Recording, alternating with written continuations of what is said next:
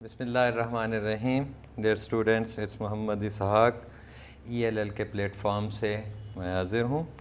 तो हमने लेसन 3 में जो है एक आपका ग्रामर का हिस्सा है जिसे हम एक्टिव वॉइस और पैसिव वॉइस कहते हैं, तो उसको आज थोड़ा सा उसकी वजाहत करेंगे और आपको पढ़ाने की कोशिश करूँगा और आपको समझाने की कोशिश करूँगा।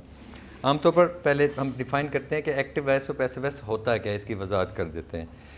अच्छा, पैसिव वॉइस उस फ़िक्रे में काम करने वाले को जिसका ज़िक्र होता है उसको आमतौर पर हम एक्टिव वॉइस कहते हैं, और जिस फ़िक्रे में काम करने वाले का ज़िक्र ना हो उसको आमतौर पर हम पैसिव वॉइस कहते हैं।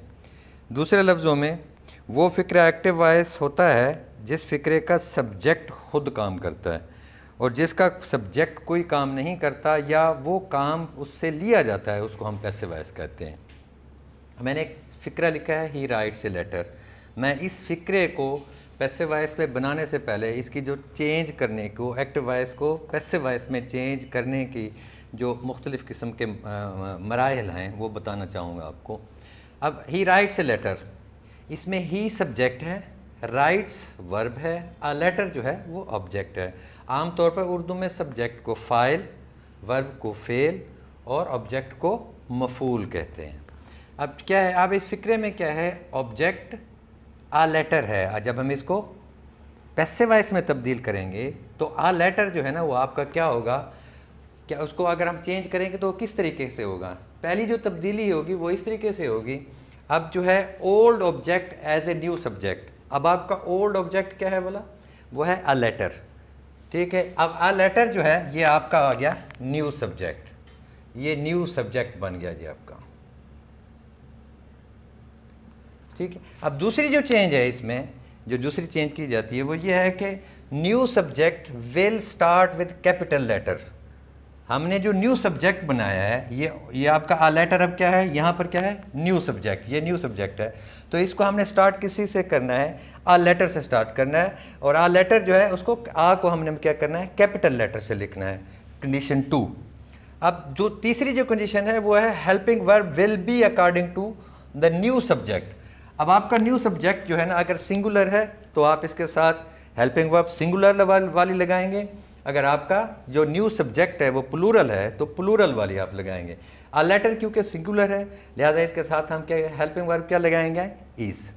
अब जो इसकी जो थर्ड वाली जो है वो है third form of verb will be used. आमतौर पर पैसिव वॉइस में तमाम के तमाम सेंटेंसेस में जितने तब्दील होते हैं पैसिव वॉइस में, उसमें हमेशा वर्ब की तीसरी फॉर्म इस्तेमाल होती है।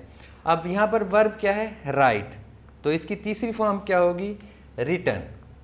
तीसरी फॉर्म क्या होगी, written. So a letter is written. अब इसकी जो नेक्स्ट कंडीशन है, by will be added after verb. Passive voice में हर सब्जेक्ट में, हर फिक्रे में बाय का इस्तेमाल भी होता है। A letter is written by, अब क्या आ गया यहाँ पर, क्या आएगा, बाय। अब क्या है, लास्ट वाली वो है new object will be in the third shape. अब आपका न्यू ऑब्जेक्ट क्या है, न्यू ऑब्जेक्ट क्या है, ये आपका सब्जेक्ट था ओल्ड वन, ये न्यू वन हुआ। अब जब हम आप इसको चेंज करेंगे, इसको आप अगर जो है न्यू ओल्ड ऑब्जेक्ट की जगह लेकर आएंगे तो इसकी जो पर्सन की जो शेप होती हैं, फर्स्ट शेप, सेकंड शेप और थर्ड शेप, तो आपने इस पर क्या लगानी है, आपने हमेशा थर्ड शेप लगानी है।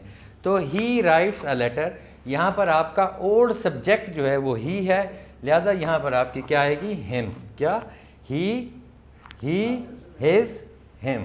तो यहाँ पर आपकी इसकी क्या है, इस फिक्रे में आप क्या इस्तेमाल करेंगे, थर्ड पर्सन की थर्ड शेप लगाएंगे आप। तो ये है आपका पैसिव वॉइस। पैसिव वॉइस बनाने के लिए मैं फिर आपको जो है ना 2-3 चीज़ें रिपीट कर देता हूँ। ओल्ड ऑब्जेक्ट को एज ए न्यू सब्जेक्ट के तौर पर इस्तेमाल करेंगे, ये आपका ओल्ड ऑब्जेक्ट है, ठीक है। इसको आप जो है ना न्यू सब्जेक्ट के तौर पर लेकर आएंगे। सेकंड वन जो है, new subject will start with capital letter, तो आपका जो न्यू सब्जेक्ट बनेगा, आ लेटर जो बनेगा, उसको आप क्या करेंगे, कैपिटल लेटर से स्टार्ट करेंगे। जैसे कि आपने क्या किया है कि इसको ए को जो है ना आपने कैपिटल लेटर में लिखा है। तो नेक्स्ट वन जो है, helping verb will be according to the new subject. अब आपका न्यू सब्जेक्ट क्या है, आ लेटर है।